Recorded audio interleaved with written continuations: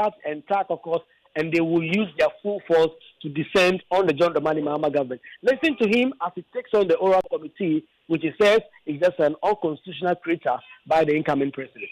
I hold the humble view that it is a needless committee. It has no constitutional backing, and this committee is only in for personal vendetta. If we allow this committee to continue with its so-called wild goose chase, it will disturb the governance of this country. We don't need any so-called aura. We have institutions of state. However unhappy we may have to be with their work, we must support them to do their work.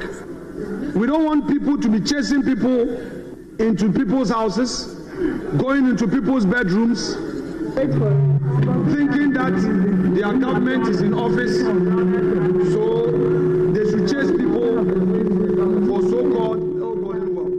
Mr. Speaker, Ghana has come of age, and I expect my friends in the NDC to know that it is not a populist agenda that makes a nation strong.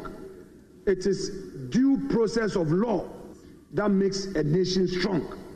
I regret that members of this hallowed chamber are advocates of this illegal, unconstitutional, so-called body called ORA. Mr. Speaker, let me remind my colleagues that the incoming minority caucus has a mantra, and I will disclose the mantra to them: touch one, touch all. We are not going to allow you to use unconstitutional means to shut us up, to frustrate people, to chase people into their homes. We will stand firm and collective in ensuring that we stop any injustice. Let us allow the laws of the country to work. So that's the outgoing majority leader. Kweku, what else has he been touching on aside the oral that he just spoke of? So he has also been speaking largely about their commitment to hold the incoming government feet to the fire. Like Afenyo Markin said, the MPP will be unrelenting. They will be unwavering in their criticism of the incoming government. They are not going to allow John Dramani Mahama government have a free room and decide whatever they are going to do. He's going to ensure that ultimately they will criticize as a reasonable opposition and will ensure that John Dramani Mahama and the NDC do not become a majority that simply have their way through and all that. He's, for instance, also been talking about the fact that a lot of the NDC MPs will become redundant. He's been doing his own count as to a number of persons who will be appointed as ministers and how all of that will go. And so he's also been talking about the fact that when it comes to the current NDC minority, it has been difficult working with them. They have been difficult persons. They have been uncompromising. Sometimes they try and have an agreement on issues. They go back on their words and all that. He has been speaking about all these matters. Well, so aside that, he also sort of tried to take on the minority on their stance in terms of the reappointment or the renomination of Alban Bagbin as Speaker. Yes, according to the majority leader, in his view, there are certain elements within the NDC who did not want Alban Bagbin to become Speaker, and I think he hadn't taken certain intervention. Alban Bagbin will not have become Speaker because, according to them, there are certain persons who are within the NDC leadership or NDC in Parliament, for instance, who did not want Alban Bagbin to become the Speaker of the Ninth Parliament. Mr. Speaker is my father. That is why I'm obliging him. Even of all he did for you people, he wanted to stage a coup against you. Some of you didn't want him to come again. Mr. Speaker, it is true. And if they dare me, I'll mention names. Yes. Some of you didn't want Mr. Speaker back. Of all that he did for you to get power, you wanted to remove him. It took the prayers of our side. It took the prayers of our side to get Mr. Speaker back to this house. It took took our prayers to get Mr. Speaker back. Some of you wanted to stage a coup against him. Challenge me. Take a Bible or Quran and use it to defend yourself and let's see. Yes. Mr. Speaker, by the grace of God, you are back. By the grace of God, you are back. It pains some of them. You are back. We also know that Dr. Gyasi Alatofosin has been speaking as the outgoing minority leader.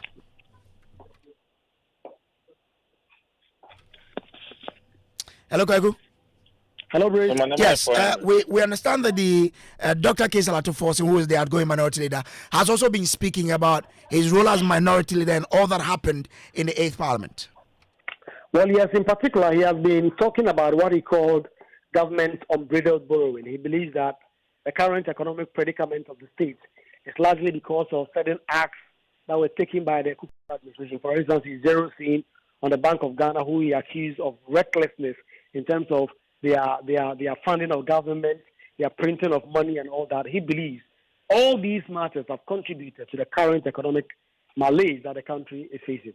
Posterity will surely vindicate our warnings regarding the reckless borrowings and economic mismanagement under the President Akufo-Addo and Alhaji Bawumia's government. Records available to this House shows clearly that, the Speaker, some individuals in government profited to the tune of $159.3 million in transaction advisory fees, whilst the country was saddled with an unsustainable public debt. We also spoke out against the mismanagement of the central bank, which led to the negative equity of $55.1 billion Ghana cedis in 2022, and a cumulative loss of 71.3 billion Ghana cedis between 2022 and 2023. The Speaker, as a result, the Bank of Ghana became policy insolvent by end of year 2023.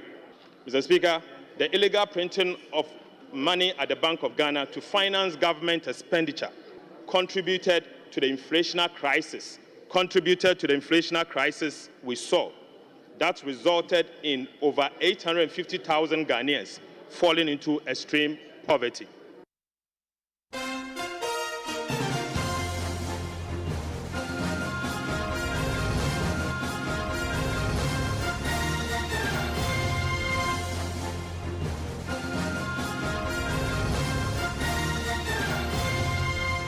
All right, so this is Top Story brought to you by Telecel and Holding Setsai Spray. Let's bring in Ahmed Ibrahim, who is First Deputy Minority Whip and MP for Banda. Good evening to you and thanks for joining us here.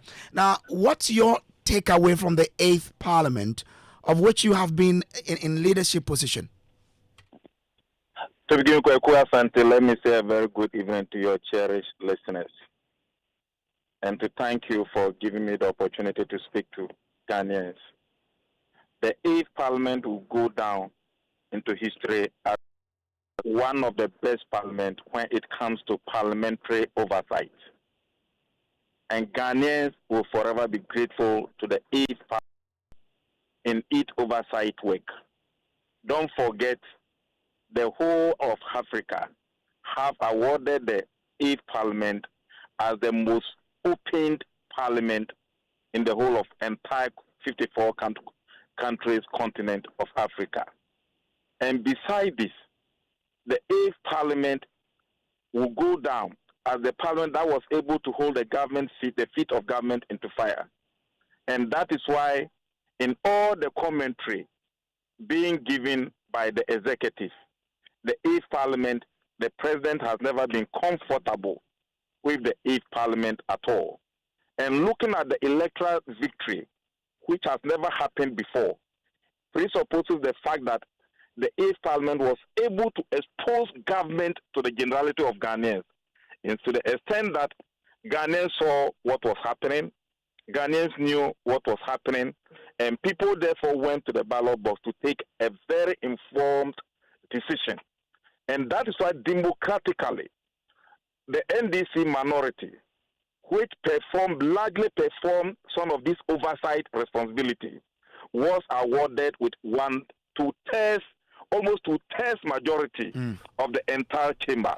So the reward Ghanaians have given to the NDC minority, making it a super majority, has confirmed that Parliament or the 8th Parliament, the Alban Bagbin Parliament, perform the oversight responsibility of Parliament to the satisfaction of Ghanaians. And that is my takeaway from the 8th Parliament. Interesting you praise Alban Bagbin, because the outgoing majority leader is alleging that members of the minority were against the coming back of Alban Bagbin as Speaker. Whatever you do, will you expect the student to love the most disciplined teacher who was always holding the kid, following them to make sure that the right thing was done? No. And clearly, Alban Bagbin as Speaker was nominated by us. They voted against him. Why are they marketing him now? It is presupposed that he has done a very good job. And clearly, if today Afenyo has become a disciple of Alban Bagbin, he must credit with the NDC minority for bringing a very good candidate that has won the heart of almost all the NDC minority together with the MPP majority. So clearly, what Afenyo was saying, he was just trying to become a disciple of Alban Bagbin, simply because he does not have the numbers to say that he was going to do otherwise. Somebody who stood against Alban Bagbin yesterday, they have today become a disciple of Alban Bagbin. But we love him. Thank God, the good works of Alban Bagbin has won the heart of Afenyo Markin. Okay. Stay with me. Let me bring in Frank Anodompre, who is Majority Chief Whip. Grateful to you for joining us here. Do I still have Frank Anodompre on the line? We'll try and see if we do have him, and then we can bring. But we've been speaking to Ahmed Ibrahim. Ahmed, but you had the Afenyo Markin there. He's speaking against the oral team formed by your government, which is to be in power from tomorrow, 7 January. I mean, what's your response to your colleague member of parliament who thinks this is unlawful and it's only to serve personal purposes? The oral thing was part of the NDC manifesto. And Ghanaians gave the NDC manifesto two-thirds majority in parliament. And the oral thing was part of the electoral fortunes of the NDC, which led to the greatest defeat in the history of the Fourth Republic. Apart from the independence election, which gave us independence, this second independence has won, the oral thing has won the heart of almost all Ghanaians. And that's why we won with about 1.6 million votes. So it is something that Ghanaians have endorsed. And therefore, talking about the legality or illegality, the oral thing has no prosecutorial powers. But it is just like a suggestion box. If you know of any corruption case happening somewhere, give the information to the oral thing. And clearly that is what we are saying. Okay. So, Afenyo Markin has no business saying what he's saying. Okay. Stay with me. Let me bring in Frank Anodompre now. We have him. Grateful to you for joining us, sir. I mean, the 8th Parliament will be concluding midnight of today.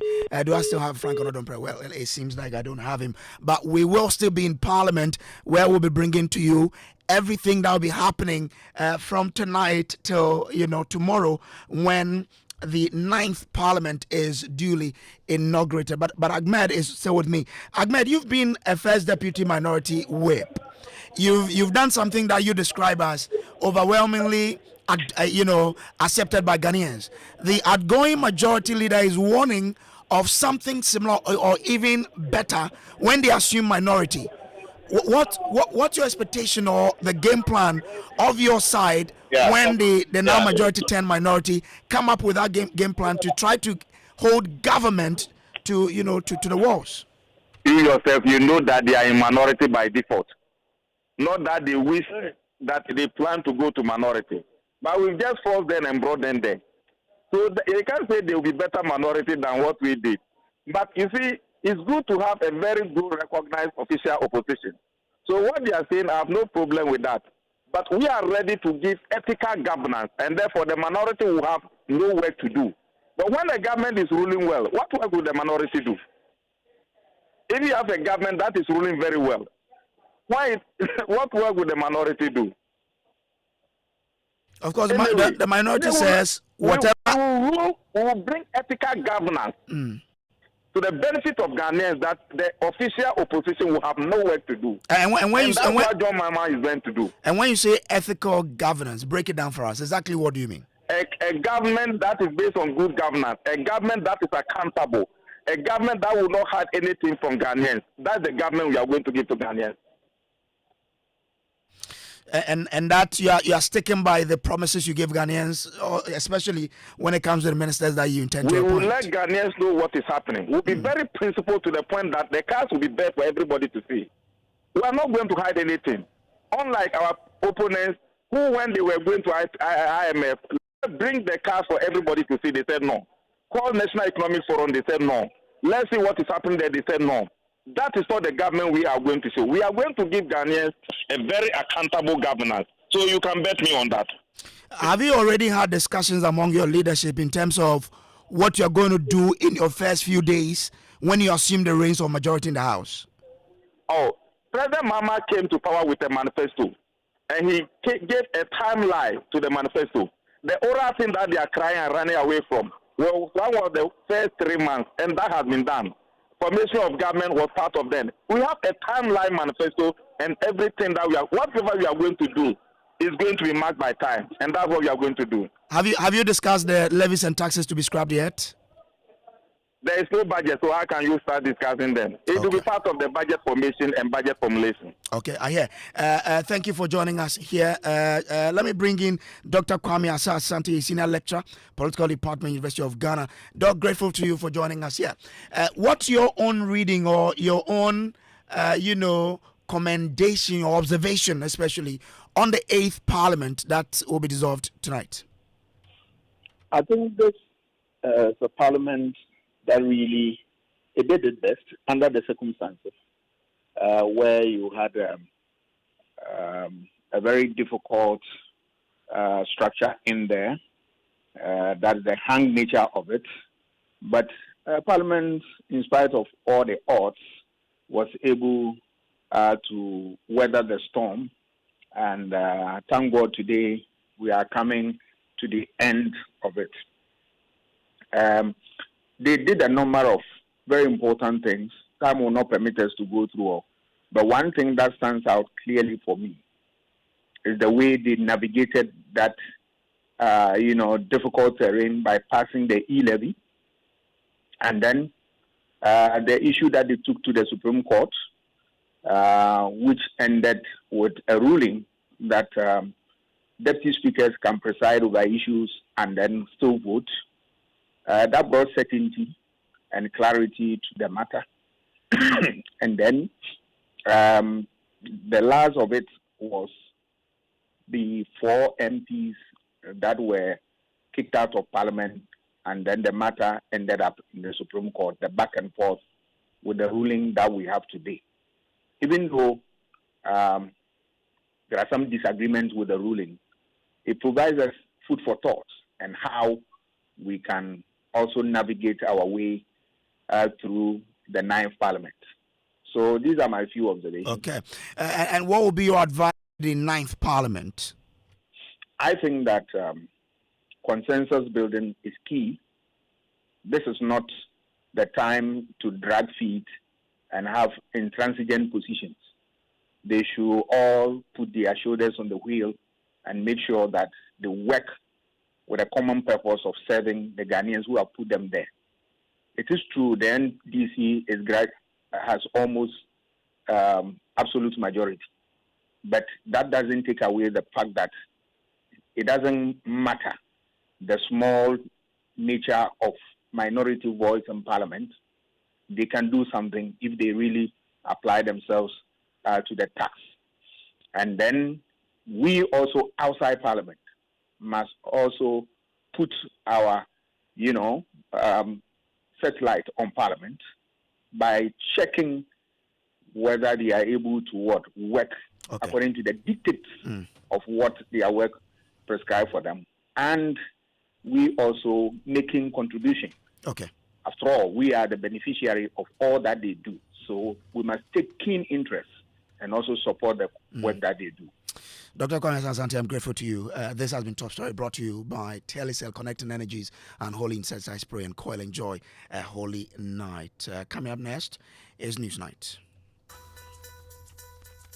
It's the season for joy, laughter, and endless connections. With Telecel fixed broadband, you get 150% bonus data on your monthly bundle when you subscribe to our Too Much Christmas offer for just 150 Ghana cedis. Experience the magic of uninterrupted internet this festive season, perfect for all the things you love to do online. Yes, 150% bonus data for only 150 Ghana cedis. Dial *900# or visit the Telecel Play app or web to subscribe now and experience a holiday powered by Telecel's unmatched fixed broadband data.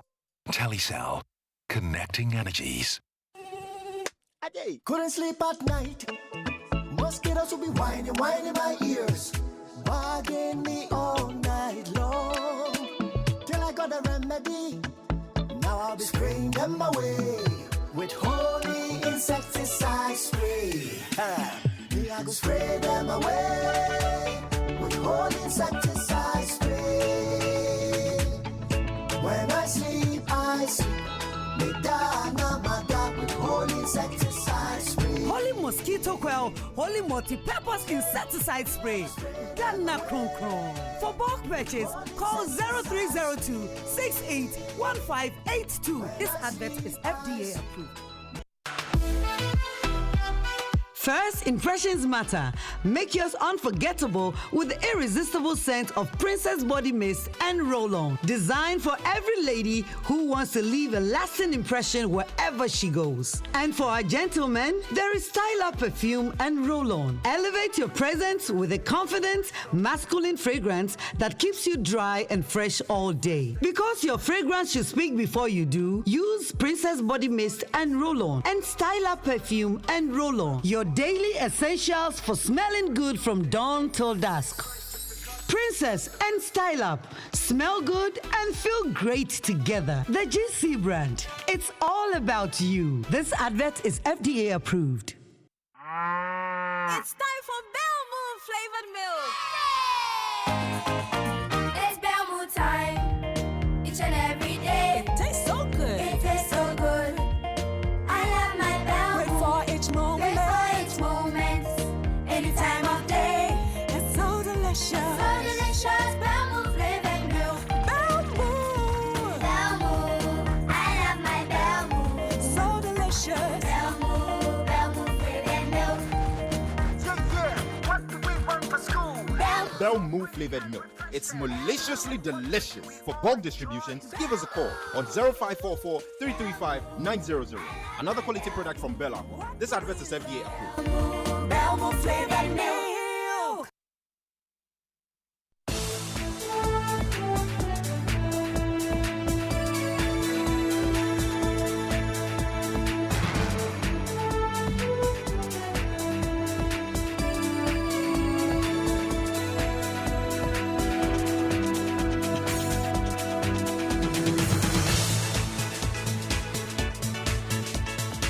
Live on Joy 99.7 FM here in Accra and Kumasi on Love 99.5 FM, myjoyonline.com. Good evening and welcome to Newsnight. In the next 60 minutes, the whole place is ready for you to occupy. Words of President Akufo-Addo to John Mahama as he packs out of the Jubilee House ahead of the inauguration of President-elect John Dramani Mahama tomorrow. Statute provides that the incumbent has to vacate these premises the day before. So the whole place is ready for your occupation, both here and the office. But I thought that it was important that we should do this formality. We have details as 21 heads of state from Africa and beyond confirm the attendance at tomorrow's swearing-in ceremony. Meanwhile, jostling and lobbying continues among National Democratic Congress MPs over who constitutes leadership of next parliament as names begin to emerge over who becomes second deputy speaker and majority leader less than 6 hours to inauguration. We have the first deputy speaker. I can confirm, given some of authoritative persons I've spoken with, that the NDC MP for Akache South, Bernard Ahiapo, is said to be named as the first deputy speaker. Mahama Yahya may be the one who may be as the majority leader to lead the NDC caucus.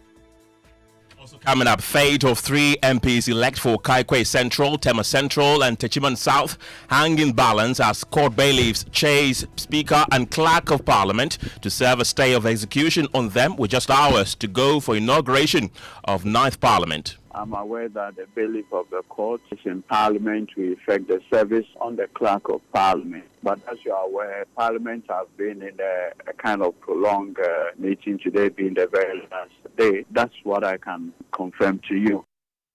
Also tonight, EC suspends collation of Ablekuma North parliamentary elections results for the second consecutive time after 7 presiding officers failed to show up and authenticate results from the 7 outstanding polling stations. They didn't agree to the numbers. I'm emphatically saying that it is not true. Everybody who came here signed. If they are not aware. And in business, government plans borrowing 24 billion Ghana cedis to finance the deficit for the first 3 months of this year. And as well as we hear from the CEO of the Coastal Development Authority, Jerry Ahmed Shaib, who has been urging the incoming government to commit to completing the existing sporting facilities. And also tonight, no pardon has been granted by President Akufo-Addo. Office of the President refutes report of presidential pardon of Atuesian and 10 others. We have details. And Ken, were you at the Pleasant Gardens for the 90s jam? Did you say no? I wasn't. Okay, you missed out big time on Unmatched Fun and Energy.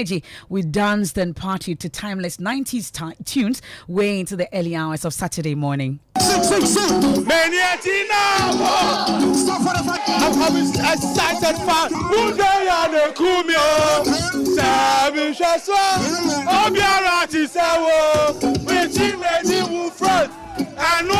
that and more in tonight's edition of Newsnight. You want to join us with your thoughts, your comments is via WhatsApp is 055-1111-997. You can leave the comments for us on all our social media platforms as well with the hashtag Newsnight. I am Emefa Apawu. And I am Kenneth Gyasi. Details shortly.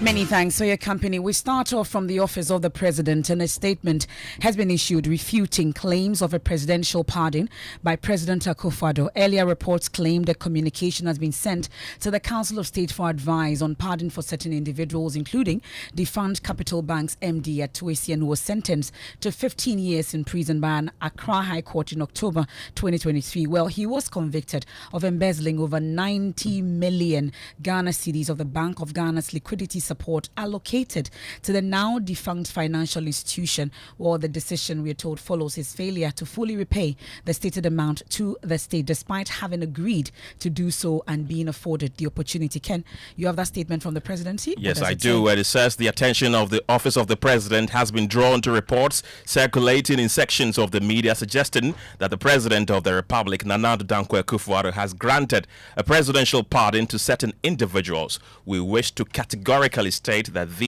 assertions are inaccurate and no pardon has been granted by President Akufo-Addo. The public is kindly urged to disregard any contrary information and rely on official communications from the office of the president. Signed by the Director of Communications at the office of the president, Eugene Ahin. And that statement does not address the issues about whether indeed any such communication was sent to the Council of State for any advice, and we've been working the lines to be able to reach Eugene Ahin on this for further comments on this matter, but so far unsuccessful. Exactly, and the whole place is ready for your occupation. Words of President Akufo-Addo to John Mahama as he vacates the Jubilee House ahead of the swearing-in of President-elect John Mahama tomorrow. During a visit to the seat of government, President-elect Mahama expressed his gratitude to President Akufo-Addo for ensuring a smooth and cordial transition process. Maxwell Agbagba reports from the Jubilee House. Advanced for Tuesday's ceremony, I can tell you that all the people who will be playing critical roles on the day are here today, busily working, even on a Sunday. We're privileged to have with us here the production designer here. He's going to tell us what the setup is like here, the 28th February road down to the Black Star Square here. It's all about the red, yellow, green, and then the black star, in the middle. But we have the Clerk of Parliament here with us. Let's speak to the Clerk of Parliament. Preparations are in advance. We are virtually done. It's just a matter of arranging the chairs, putting the rest of the carpet, tidying up the place, and then where we have to do the electrical works to ensure that microphones are working, everything is in order. Those are the fine details we have to do. Some embellishments here and there which cannot be done now. It should be close to the eve of the event. What happened last 4 years, obviously was an aberration. Nobody desires any such thing. This time around, it does appear that there are some numbers to really help make definitive decisions, barring any hiccups, which hiccups we would put our house in order to ensure that it doesn't occur. So once the Speaker is elected, So you're not expecting tensions like we saw last 4 years? We are not expecting, neither are we saying that the possibility of occurrence, neither are we denying the possibility of occurrence. But what we are saying is that it's not a hung parliament. And it's so obvious. It's not a hung parliament. Once you don't have a hung parliament, it's for the members with the majority seats to organize themselves and to say this is where we are going. Unless there's a split amongst them and they want to have 2, 3, 4 nominations, then you go through votings and all that.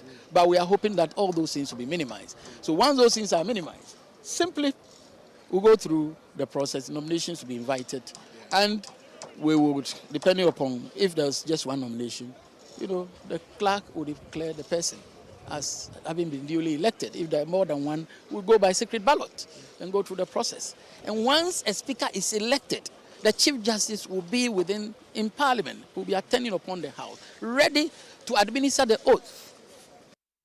So then, Ken, apologies there. Yes. I'd rather brought to you that sound of Maxwell Agbagba's interaction with the Clerk of Parliament, Ebenezer Ahuma Jetro, then that interaction with him at the Independence Square in terms of preparations. Ahead of tomorrow. Yes, we can now go back to the Jubilee House in that interaction between President-elect John Dramani Mahama and, of course, the outgoing President Akufo-Addo during that tour of the Jubilee House. Here at the seat of government at the Jubilee House, with just some hours to the inauguration, President-elect John Mahama has been visiting the outgoing President Akufo-Addo here, and they've been having interactions. From the side of the outgoing government, we had President Akufo-Addo, the Chief of Staff, and other top officials who were also present there.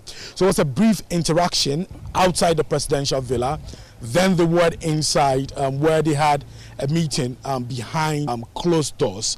But the media was allowed to be there for about 2 minutes, where President Akufo-Addo told the President-elect John Mahama that the country is waiting for him to take over the mantle of leadership starting from tomorrow. But this is by way of an old haunt of yours, so you're familiar with it. As you know, the statute provides that incumbent has to vacate these premises the day before. So the whole place is ready for your occupation, both here and the office. But I thought that it was important that we should do this formality for the country to see that the whole process of the transition is working according to the letter and spirit of the law, and that we're now ready for your administration to take over the affairs of the country. So I'm very happy to see you. I think the work of the transition has now virtually been completed. They've had their final meeting. That's the information that I've had. I believe I'm right in saying that. And then all the other outstanding matters of the transition, Article 71, office holders, all these are now going to be dealt with by the Parliament. I've written to them my comments on the proposals that the Emoluments Committee sent to me. So we're in shape. The country is waiting for you as from tomorrow.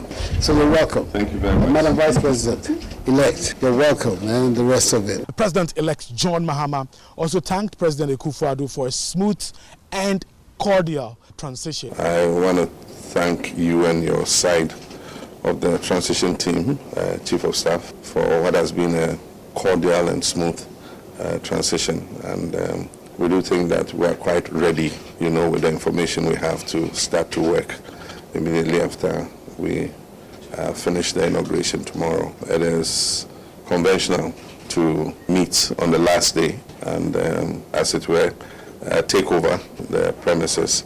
The last time I was president, I didn't live here, and so you are the first occupant of this premises, even though I'm familiar with the geography of it.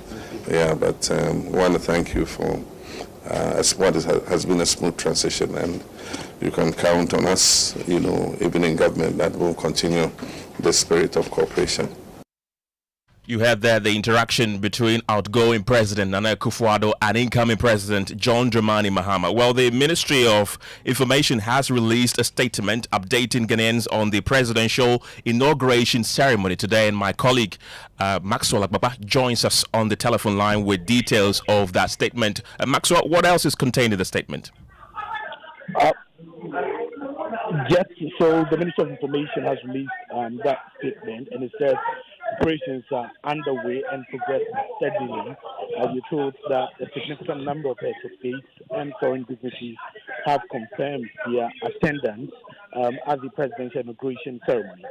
The numbers, we're told, 21 heads of states from Africa and beyond, 3 vice presidents, 4 ministers, and 24 envoys. And the Minister of Information says it appreciates the overwhelming support and solidarity from the international community and look forward to working with them. There's also a bit of information about some temporary roads closure in Accra and then traffic diversion. We're told that to ensure a secure and smooth presidential inauguration ceremony, some roads in some parts of Accra will be closed temporarily. We are told affected areas are the Osu to Parliament House stretch, AU roundabout, any access road to Parliament area from EC to the middle of the Parliament House, security area at Parliament House, and then road from Osu Cemetery to Parliament. All of these roads, we are told, will be temporarily closed tomorrow. Now, we're told traffic open only to parliamentarians, workers at the Parliament, and their vehicles only. Now, Independence Square also, the 28th February road from the SEPS headquarters to Castle Road Junction, Osu Cemetery traffic light on the local street, Castle Road from AU Circle to Osu Cemetery traffic lights, and then the Starlet 91 road will be closed at the Ministry's traffic light intersection. And then there's also information on traffic diversion tomorrow.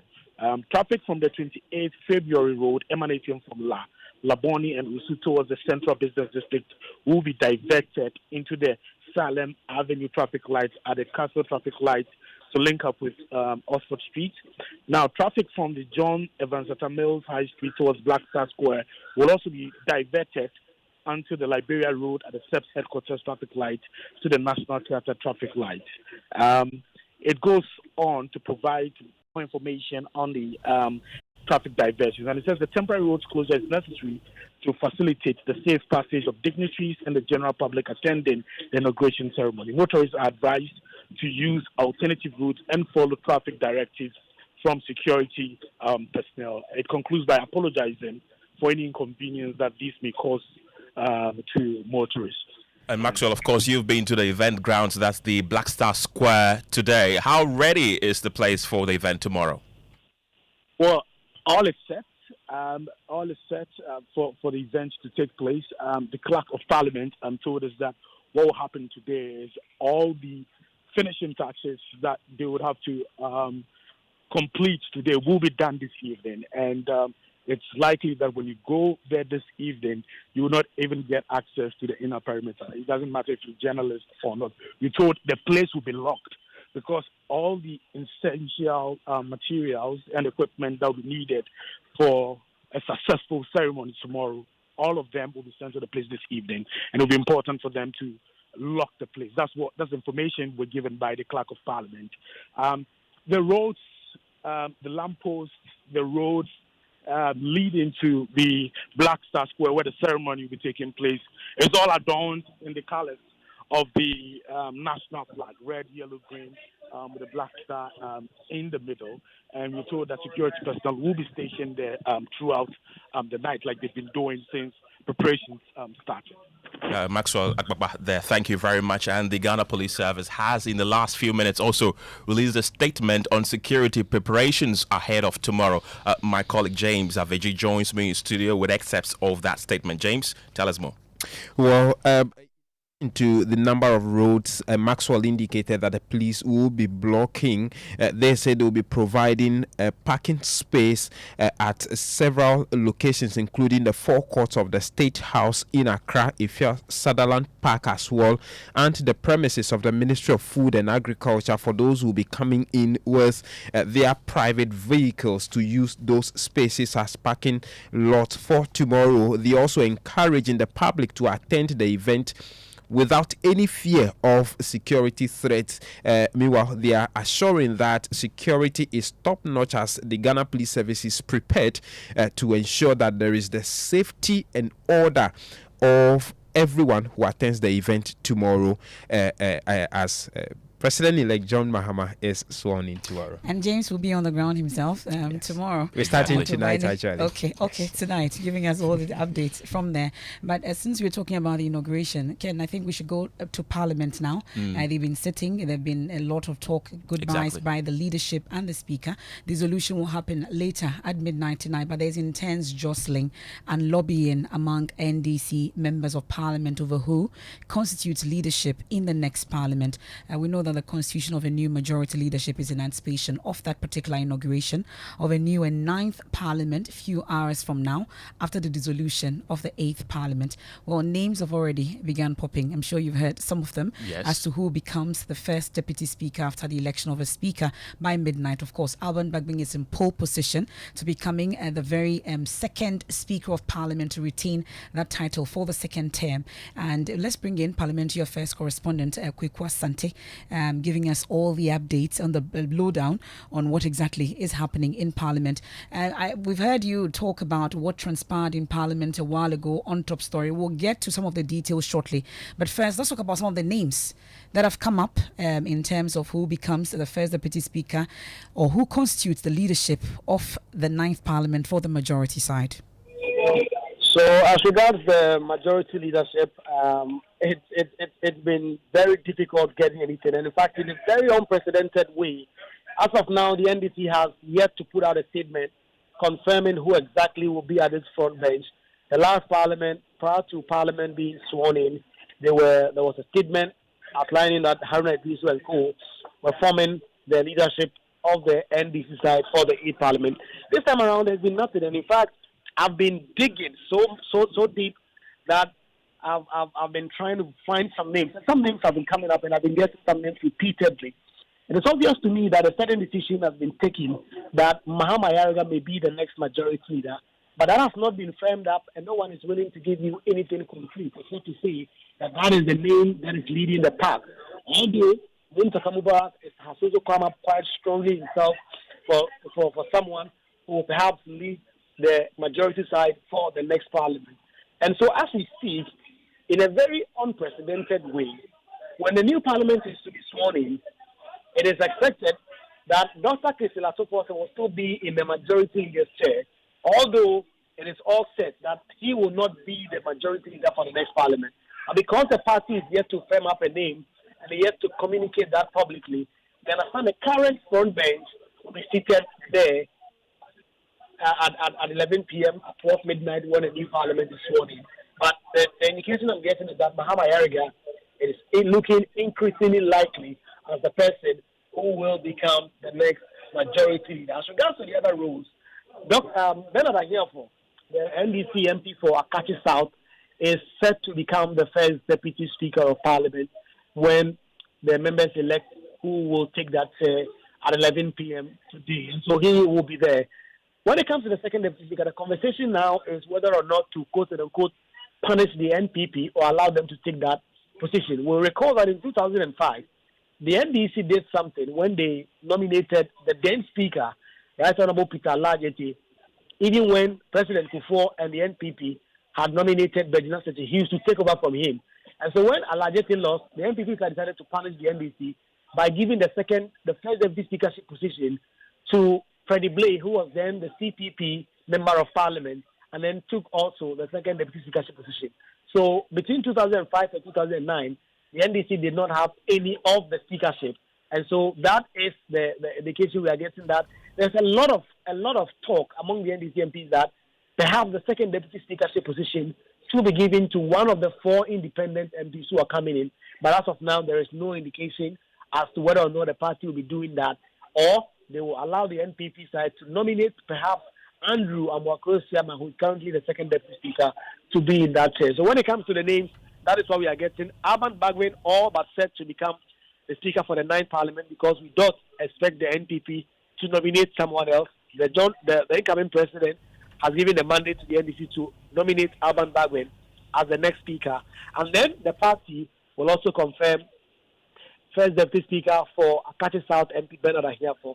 The second deputy speakership position, nothing confirmed. And the leadership of the majority itself also, with intense jostling currently happening, they are going to have the unprecedented situation where persons who would truly and actually not be the leaders take the seat as a stopgap measure as the party resolves the challenges with naming 5 persons to lead the front bench of the NDC in the next parliament. Emefa.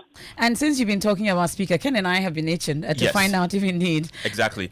Quick, I want to find out from you. We all know that the president-elect has already given indication that Alban Bagwin should be maintained as a speaker. But are there any indications whether the incoming minority will also bring up some nominations?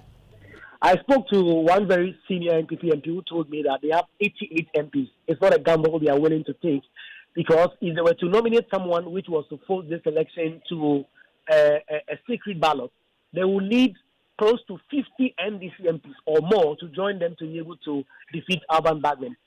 This is something they recognize is almost an uphill task that they cannot meet, for which reason, as of now, that is not going to be done. If you look at the standing order says for someone to be nominated as Speaker of Parliament, that person must consent to that nomination in writing to the Clerk of Parliament.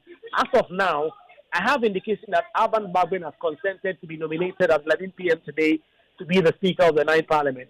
But there is no other person who has written to the Clerk of Parliament for that purpose, which will mean that only Alban Bagwin will be the person who will be in consideration for the 9th Parliament. And if you look at the standing orders where only one person is nominated, that person will be deemed elected. So Alban Bagwin has a really clear path for that. One other reason why the NPP side will not take that gamble is that if they take the gamble, it is all about certain that they will lose. But that will embolden the NDC side to deny them the second deputy speakership position and perhaps give it to a first-timer who's coming in as an independent MP. It's not a gamble they are willing to take. And so I can confirm to you that no other person will be nominated apart from Alban Bagwin for the speakership of the 9th Parliament. Okay. Well, just before we let you off, Kweku, though, we know that Parliament has been sitting the 8th Parliament in preparation for the 9th Parliament. Give us a rundown as to what to expect. This was not a dissolution in itself. When exactly will it be dissolved? At midnight? What exactly are the details? Yes, the resolution process was started, and because the Parliament is elected for 4 years, that 4 years must come, and the 4 years of the 8th Parliament will expire on the midnight of 7th of January. And so as we speak, Parliament is all but dissolved. Technically, Parliament will not do anything between now and midnight. That is the 8th Parliament. They will not do anything about the 8th Parliament when a new Parliament will be sworn in. In fact, as I speak, the chamber has been locked. And I got some indication the chairs are being rearranged for the seating for the 9th Parliament. And so at about 8 or 9 p.m. when the chambers are open, you will see that the NDC side will have the 188 seats arranged for them, and the NDC side will have 88. The 4 independent MPs will have to communicate to the Speaker of Parliament which of the 2 caucuses they want to do business with. And the way the standing orders are arranged, they must caucus with either the minority or majority side. You can only have an independent caucus where they are up to 7. If they are up to 7, they can decide to form an independent caucus where we can have the minority, majority, and independent caucus. And because they are 4, they have to decide on who to caucus with. We already have indication where they are all going. The 2 independent MPs elected from their farm place and one from the northern part of the country have already indicated that they are NDC members, card-bearing members, and they're going to caucus with the NDC. A+, the Member of Parliament elect for the Gomoa Central Constituency, has also indicated that he's in talk with both political parties. In fact, he made an allegation but the NPP side had reached out to him to caucus with them. The party has denied him. He said he had a meeting with the NDC earlier today, and he had also indicated that he leans towards the NDC and he wishes to caucus with them. The member of parliament elect for Asante Akim North has also indicated that he wants development for his constituency, for which reason he will caucus with the NDC. So all those four have indicated that they will join the NDC. But if the president said in the 8th parliament is anything to go by, you have to put this in writing to the Speaker of Parliament, deciding that they are going left or right, and that will be done. So from now up until 12 midnight, the 8th Parliament will not do any other business. As we speak, like I said, the chamber is being reconstituted, remodeled for the 8th Parliament. We'll get to see. If you come to Parliament, there are 4 pews. The NDC side is going to take 3 of those 4, and leave 1 for the MPC side, who have 88 as we speak. We're currently the Ablikuma North constituency also not declared. So that is the situation. But the 8th Parliament will stand dissolved, properly so-called, at the stroke of midnight, 7 January. That's Parliamentary Affairs correspondent Kweku Asante, all fired up for that dissolution, amongst others. And of course, Trust Joy News to bring you a comprehensive coverage of all that is going to happen from tonight until tomorrow, from the dissolution of the 8th Parliament to the inauguration of the 9th Parliament to the inauguration of the President-elect tomorrow as well. And I've been joined on the telephone lines by the Deputy Head of our Political Desk, Winston Amwa, who will be detailing what to expect tonight. Winston, walk us through what to expect in terms of Joy News' coverage of the ushering in of the 9th Parliament and, of course, the inauguration of President-elect John Mahama. Well, so Kojo has actually told you that, Parliament would reconvene at 11 p.m.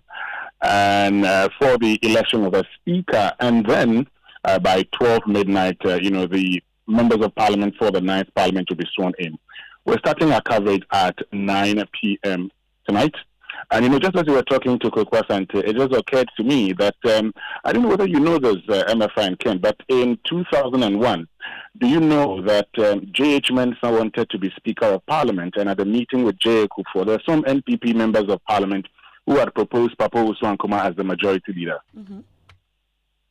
You aware of that? Yes, we are. You are telling us also, so tell us more. Okay, great.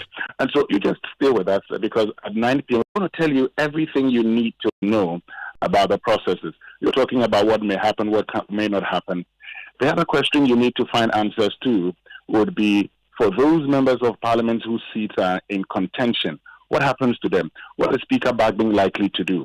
We'll give answers to all of you. As I already indicated, we start at 9 p.m. We'll continue until members of Parliament are sworn in. And then tomorrow, we'll continue with the inauguration of John Dramani Mahama as President of the Republic of Ghana. Right. And you trust the team, of course. Winston Amwa, Raymond Akwa, Samson Ladia, the entire team will be on tonight, and you can't miss it. They'll be on all the way till the president-elect is inaugurated tomorrow. This is Joy News, your home of independent, fearless, and credible journalism. Do stay with us. And then while still staying on the nomination of Alban Bagbin, or the confirmation of Alban Bagbin likely as the next speaker, the first Deputy Speaker of Parliament, Joseph Osei-Usu, has criticized the president-elect's communication on the matter, insisting that it may undermine the independence of Parliament. He spoke to Emefa on the probe last night. If you read the statement put out by Felix Ovozubachi, it's suggesting that Parliament is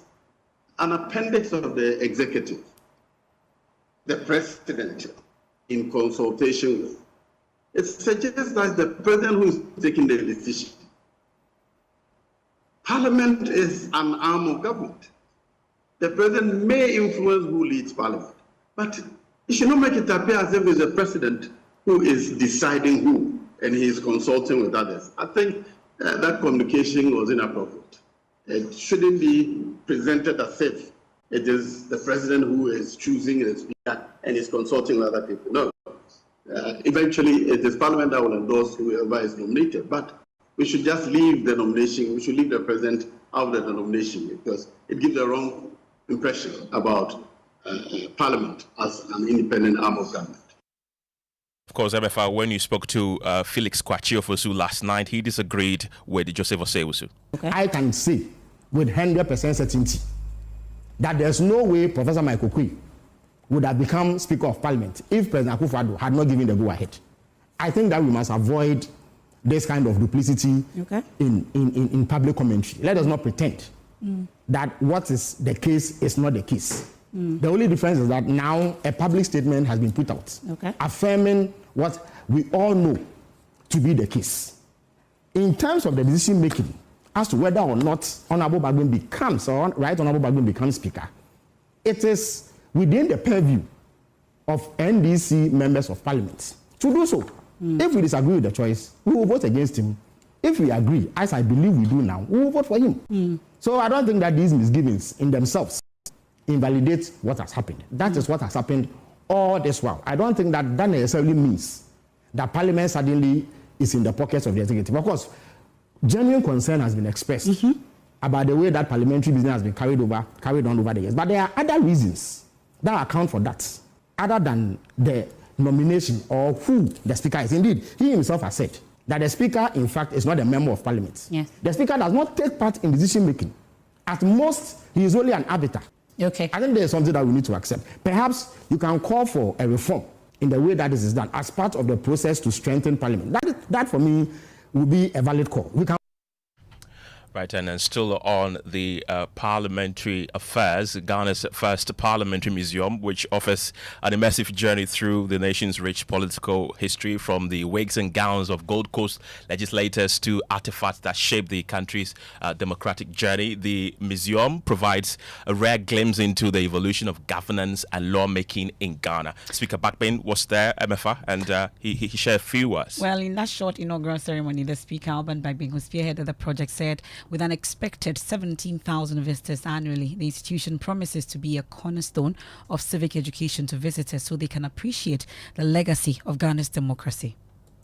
The museum will also play a crucial role in civic education, helping our children, students and citizens in general to understand the importance of parliamentary procedures, the significance of their voices and votes, and the weight of those voices and votes in the democracy, so that they don't see democracy as just voting and going back to sleep.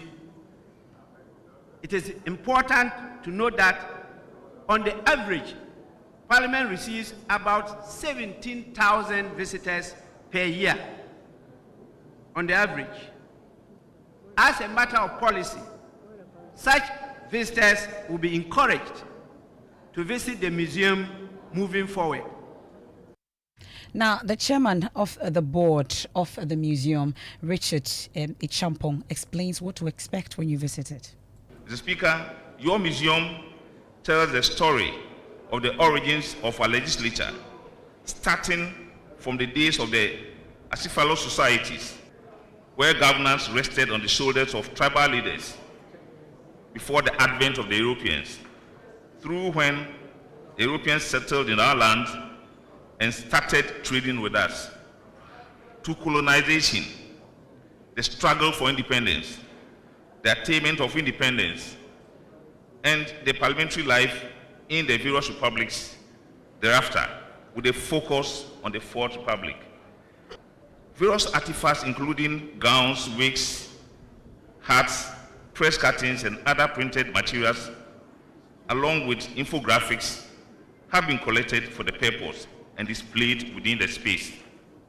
The Speaker, various stories and biographies germane to the rich history of Ghanaian politics have also been compiled and QR coded to enhance patrons' experience at the museum. Head and shoulder portraits of speakers of all the legislatures of the Gold Coast and later Ghana have also been ordered, and a few of them that have been delivered have been displayed in the space, waiting for the rest to also go into the space. The remaining will be displayed as soon as they are received. Well, it's time for business, but still to come, we tell you how the fate of 3 MPs elect for Kaikwe Central, Tema Central, and Techiman South hang in the balance as court bailiffs chase Speaker and Clerk of Parliament to serve stay of execution hours to the inauguration of the new Parliament. George is here with the latest in business. George? Well, coming up in business, government plans borrowing 24 billion Ghana cedis to finance the budget deficit for the first 3 months of this year. And Bank of Ghana Governor Dr. Ernest Addison pushes for laws to compel government to pay debt owed the central bank within a year. The business news on Newsnight is brought to you by MTN Business. Welcome to the new world of business. Kingdom Books and Stationery, your number one stop shop for all your office essentials. President and Synthesis Tanks. My man, I heard there's a new app on the streets that does it all for you. Ah, really? How is that possible? Charlie, I also could not believe it too. But I downloaded the app and I'm telling you, I was able to chat with my friends, make video calls and... Well, we know of many apps that can do that. Oh, let me finish la. I was also able to listen to the latest songs, play games and read the latest sports news. For real? Yeah, and I can send and receive money from the app. Amazing, no? What's the name of this app? It's called Ayoba. Ayoba? Yeah, Ayoba. Get Ayoba, your all-in-one app that lets you chat, call, share, play, pay, and listen to music all in one app for everyone. Enjoy Ayoba with MTN and download the Ayoba app today. Everywhere you go.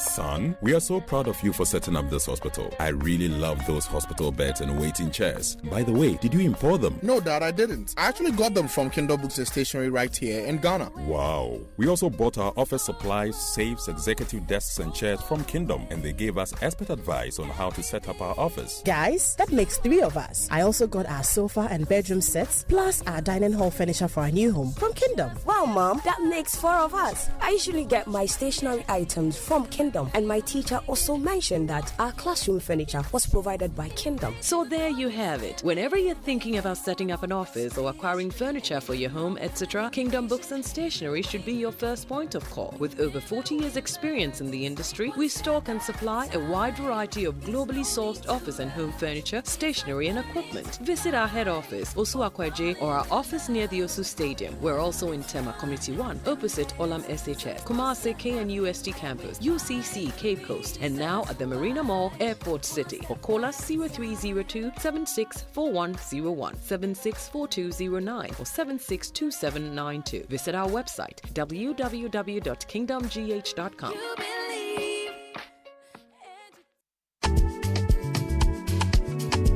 Afenyo gave us the vibe. Now, Inshona Chile makes you thrive. Yes, so it's time to enjoy, Charlie. Buy or renew your motor insurance, and boom! Free fuel coupons and airtime for your sweat. Who don't like enjoyment? From January to June 2025, Enterprise Insurance gives you more reasons to smile on the road. Insure today and enjoy free fuel coupons for your car and airtime for your phone. Free fuel? Airtime too? Hey! Enterprise Insurance, always your advantage.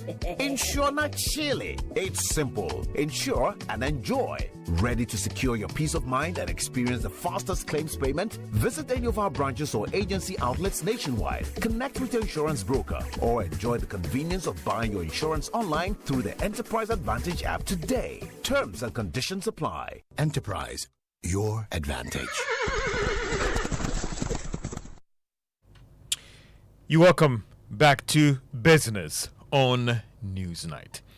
The government could be borrowing some 24 billion Ghana cedis for the first 3 months of this year to finance the budget deficit. Now, this was captured in the 2025 mini budget presented to Parliament last week. There is more in the following business desk report. From the amount government is planning to borrow from January to March this year, about 4 billion cedis will come from external sources, while 5.7 billion should be done through other borrowings. Project loans will bring in some 1 billion cedis. About 4.6 billion cedis should come from the IMF for the first quarter of this year. Domestic borrowing in terms of bonds, treasury bills, government is targeting to raise about 20 billion cedis through this avenue. The mini budget also showed that government is hoping to end 2025 with the value of the economy pegged at 1.2 trillion cedis. And that is a business desk report. Now, Bank of Ghana Governor Dr. Ernest Addison is pushing for laws to be passed that will compel government to settle all debt owed the central bank within a year. The governor maintains that this might be one of the surest ways to reduce any serious loss in the future that could hit the central bank. The Bank of Ghana Governor has been speaking to Joy Business. So I don't buy into that argument that the Bank of Ghana needs to be made more independent. I think the Bank of Ghana can operate effectively as is. What I do buy is to put into place, reforms in the Act which would ensure that when governments borrow, they pay. Because what you see is that in the books of the Bank of Ghana, there are borrowings which go back as far back as the PNDC days that have not been paid, right? So when you say that, Bank of Ghana lost 60 billion. The 60 billion was not borrowed in 1 year. These are borrowings that have come since PNDC days. So you just have to break down out of that 60 billion, how much of it was 1970 to 80, how much was that from 1980 to 90, how much of that was for 1990 to 2000, etc., etc., etc. You understand? So once we are able to put into place the reforms which force governments to pay back in the same year, then you will not accumulate debt over the number of years, as it has been done, over the last 20 or 25 years. And that is the Bank of Ghana Governor, Dr. Ernest Addison. Let's still stay with the central bank, because the Bank of Ghana will be holding its first Monetary Policy Committee meeting, that is this year, from January 22 to 24th. 2025. The committee is then expected to announce their decision of the policy rate on Monday, January 27, 2025. That committee, and that will be the last meeting that is given us. And at the last meeting, the committee actually kept the policy rate at 27%. That is last year. We'll get a fair idea about the new policy rate on Monday, January 27, 2025. Now, some commercial banks have expressed optimism about a strong sector despite the change in government. Managing Director of Republic Bank Ghana, Benjamin Jukunubu, is more effort that needs to be put in place in reducing risk and improving on some key areas to support the growth of the local economy. He spoke to Joy Business after signing an agreement between the bank and the Liberian Bank for Development and Investment. This year, you see Republic Bank results. I think we had a good year last year, and therefore we expect our results to be great. I believe we'll be hovering over 9.5 billion in total assets, moving from 6 billion last year. We expect our profit to be over 200 million, starting from 145 million last year. And therefore, we achieved a great result last year. We expect this year, even though we have a new government, we believe that if you have the skill set, no matter how big the economic fundamentals, you need to have the plans to be able to meet the external factors. So far as your internal factors are solid and strong, you don't need to be worried about whatever that will happen in the economy. And therefore, despite the DDEP, you realize that Republic Bank Ghana solid, strong. Benjamin Jubuku is the Managing Director of Republic PLC Ghana. Now, pension analyst Abdullah Mushood, an Executive Director for the African Center for Retirement Research, has described as inadequate the monthly increase in pensions to contributors as announced by the State Pension Trust today. Now, the Trust today announced a 12% increase in the average monthly payment from January this year. Now, he says that they could have done better than what they offered to pensioners. That this is a very sad day for majority of them. A significant proportion of them would not be happy with the fixed rate of 8% awarded to them against an inflation that is averaging 23% in 2024.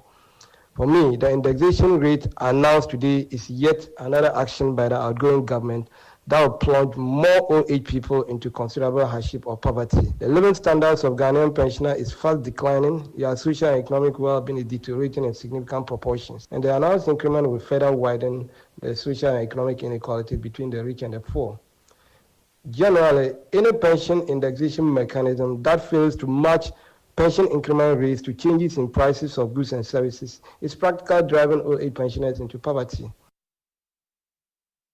And pension analyst Abdullah Mashoudin, executive director for the African Center for Retirement Research, talking about that 12% increase by the State Pension Trust for pensioners starting from the end of this month for this year. And that's all for business on Newsnight. And it's time for sports. Yeah, well, great interview with the Bank of Ghana. Thank you. Governor there. Well, in sports, the Bukom AstroTurf has been reopened after its reconstruction by Oxygen Capital Group. Now, the facility, which was funded by the Coastal Development Authority, was first renovated into a modern facility in 2020, and the government one constituency won AstroTurf. However, the facility deteriorated following misuse by locals. Now, upon request by the some community leaders in 2022, the authority initiated a plan to refurbish the facility. Now, this was completed and commissioned today. Speaking at the commissioning, CEO of the Coastal Development Authority, Jerry Ahmed Shaibu, urged the community members to prioritize high maintenance culture. This is a park which this is the second time we are doing it in 4 years. In somewhere 2021, 2022, this park was virtually done, but the people were left to manage it on their own. They played football virtually 24/7. And the park became very deteriorated. My advice to them is that they should allow for proper maintenance and management, because if they allow Oxygen Capital to run it the way it has to be run, it is for them. It is for the young people who are coming up as footballers. It's for those who want to have wedding programs and other social activities here. It's for them. Jerry Ahmed Shaibu. Well, the Azuma Nelson Sports Complex is one of the youth resource centers which were not completed by the Akufo-Addo government. Well, the CEO of the Coastal Development Authority and Member of Parliament elect for Wejagbawe constituency, Jerry Ahmed, also urged the incoming government to commit to the completion of these sports projects. It's for us as governments in and out to understand that it's a continuum. So wherever you find yourself, understand that if I'm building a facility and you have done your analysis properly, and it is not a facility that's going to cost you more to proceed in building and finishing and completing and handing over, the onus is on you to finish, because that's what the people want. One of which is the Agenda 111. One of which is what you have just talked about, the Azuma Nelson Sports Facility, Stadium. There is no reason why a government should abandon it. Well, Emefa, we'll see if those facilities will be completed by the incoming government. That's what we have for you, Kenneth, in sports. I'm sure we have something in sports in the inauguration tomorrow. Right? Indeed. Yeah. Thank you very much, Musbao. Let's now take you to your election headquarters.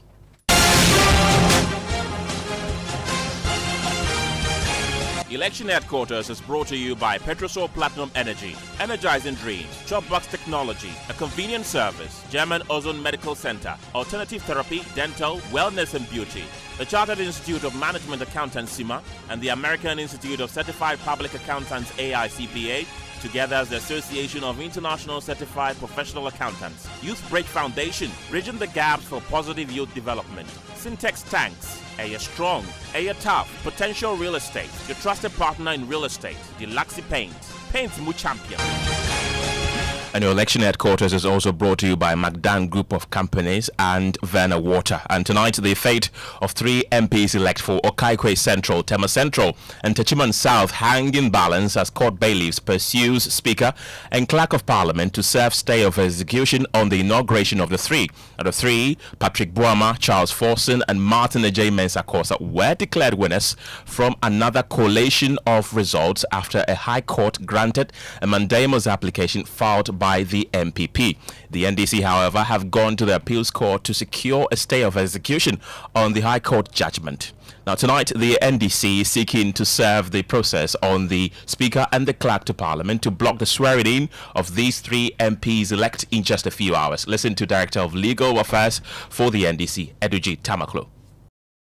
Are meant to effect the service on the clerk of Parliament. But as you are aware, Parliament has been in a kind of prolonged meeting, today being the very last day. And so that's what I can confirm to you. And to also let you know that the mandamus judgments are the subject of Supreme Court action. Yes. Have you been able to file that with the Supreme Court? Yes. And we has filed it.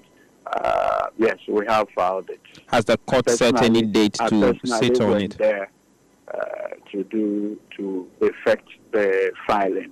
Yeah. Has the court set any date to hear this case? The indication from the registrar is immediately will be informed. But what was written on the motion paper is date yet to be fixed. But the MPs involved, you indicated that as we speak, there's still an attempt to serve the speaker and the clerk if proceeding ends. The MPs involved, have you served them as well? The attempt was made to serve them, but it has been, as it were, difficult to effect the service on them. Nonetheless, the Electoral Commission came to court today, having filed an affidavit in opposition. That can only be on the basis that they have been duly served. Do you expect, I mean, does that mean that the MPs elect involved will be sworn in Parliament this late tonight? Or what do you expect to happen? Some of the reliefs that we are seeking goes directly to the clerk. So I don't see how and why they should be sworn in. So you expect that if the clerk is served, speaker is served, they should not be sworn in? The appropriate will be taken.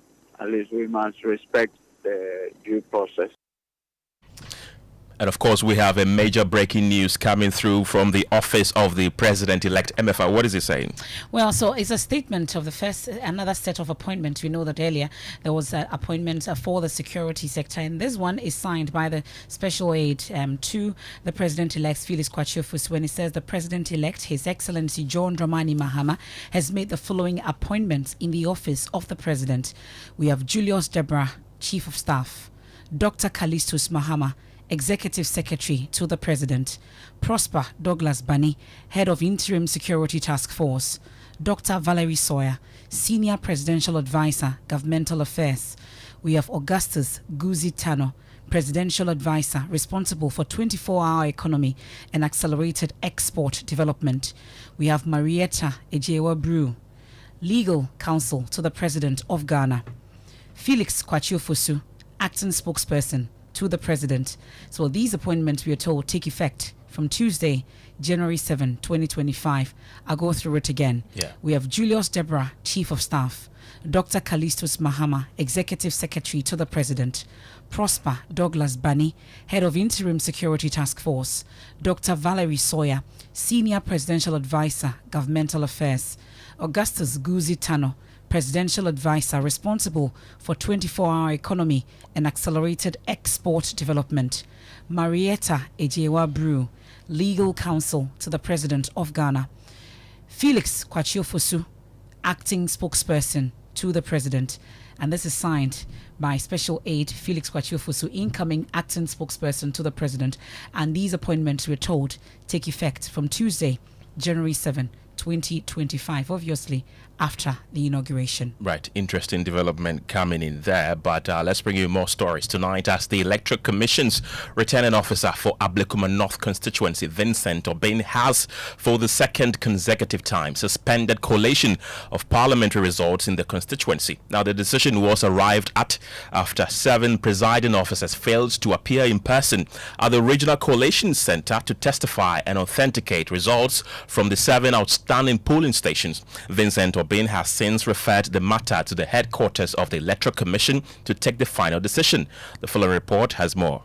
For the second consecutive time, the collation of the Ablekuma North constituency parliamentary results have been suspended.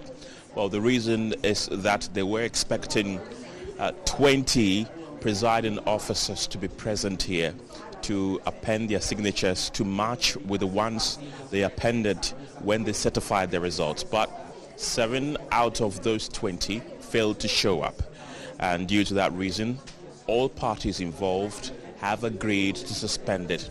Officer for Ablekuma North, Vincent Obin, has had to suspend the process and referred it to the Electoral Commission's headquarters. That's why I said I'm referring to the commission. Now let me also make this statement. I heard NDC making claim that the returning officers who came here, presiding officers, 3 of them said they didn't agree to the numbers. I'm emphatically saying that it is not true. Everybody who came here signed. If they are not aware, everybody who came here signed. All of you media, you were here. You saw it. So that statement is not true. NDC will take their decision. Well, the National Democratic Congress started raising a number of concerns when the process started. They called in their POs, presiding officers, to come and authenticate the scanned pink sheets. To my surprise, when I entered, you brought in POs. You called them. As a party, how are we able to ascertain this is the real person who is going to do the authentication? They didn't come here with any ID card for us to know this is the real person in question. And I can tell you on authority, this is pure charade. There was a bit of disagreement between all parties, but calm was finally restored.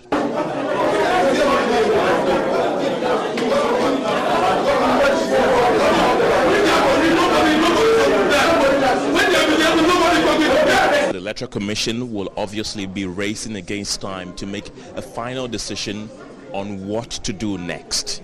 From the Regional Coalition Center, my name is Kenneth, Gyasi, for joining. And Ken, so you were there. You've been there the whole weekend up until now, taking over from James Abeji at the Recoalition Center. Really, when exactly are we going to? That's my constituency. I want to know when I'll get an MP. Indeed. Well, they are yet to tell us when it is going to resume. Yesterday, they told us that today's zone was going to take less than 24 hours. This one, they didn't give us a specific time, but we want to believe that it's going to follow the same time. Okay. I know you are not a 90s baby. When you are the 90s jam, you were not there. I wasn't. Can you even dance, Ken? I can, Emefa. I can dance. My God. Okay, Didn't you see my dance the last time? Which one? The dance you're dancing like you're out of shuffle. Well, if you missed out on the 90s jam, well, we partied all the way into the early hours of Saturday. In fact, I want us to have a 90s jam every month. Yes. And people are asking for the Y2K. Kofi Ford is in the studios getting ready. I think you should bring back Y2K. Are we bringing Y2K this year?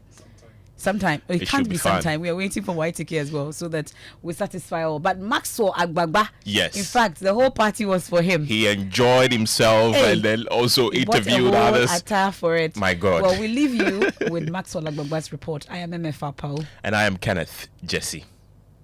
Yeah, a lot. Everybody in the place. Did you hear that? Everybody in the place right now. Everybody in the place right now. Hey, everybody in the place now. Stop. Let me hear say oh. Say oh. Okay. Sing. Maniatina. Stop for the fire. Hi, what's your name? My name is Brian. Tell me, are you having fun? I'm excited fun. I'm enjoying myself. This is the 90s. And we're in the 90s. Say what? I think I'm on. Oh no, Matia. Mudaya ne kumio. Sabi shaswa. Obiarati sawo. Waiting lady who front. And one ne kumio. Sabi shawicha. Okay. We had a great fun here. I can't even contain the fun. It's too much for me. So you need to de-stress, and this fun is healthy. Generation team enjoy 90s music. What's up? I'm having fun. But I don't know most of the songs, but I'm going with the vibe. I'm just dancing, having good time. Thank you, Marilyn and then Eva Maria too as well. We're still reliving music back from the 90s. Programs manager Adam 90 right now. Yeah. It's all fun, here at the Pleasant Gardens. Let's talk to her. Hello, Adam. Glad to see you. I can see you having a lot of fun. I'm kidding, we're jamming. And you see all people here, the crowd here, grooving to the music. Started at 8 p.m. Nobody's stopping. All of them still dancing. How excited are you to see this? I am excited. That's what we want. We just want to create the ambience and the platform for people to be happy and be excited and make merry. And I am just excited to see everybody happy, really. 90s, what was it like? Any memories you want to share with us? Any fun memories from the 90s? Back in school, when we used to have entertainment on Fridays. All right. And I remember those times there was a lot of the Mr. Bombastic. I love it. I'm waiting to hear it. Since Bill is here, the host of the Drivetime Show, Enjoy. He's having a good time, Lexix, tell me, what is the feeling like? Max, it's feeling so good. I mean, the feeling is amazing. You can tell there's a great party in here. Everybody's having fun. Aren't you having fun? I'm having a lot of fun. Ghanaians had to wait one whole year for this party. And as always, we had to actually dot all the I's and cross the T's and make sure we pull off the biggest party of the year. It's the first party of the year, and obviously it's going to be the biggest of 2025.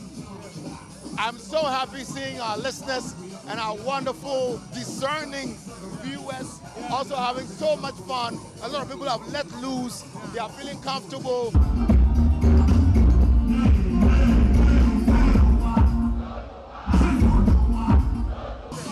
When I say DJ, you say block.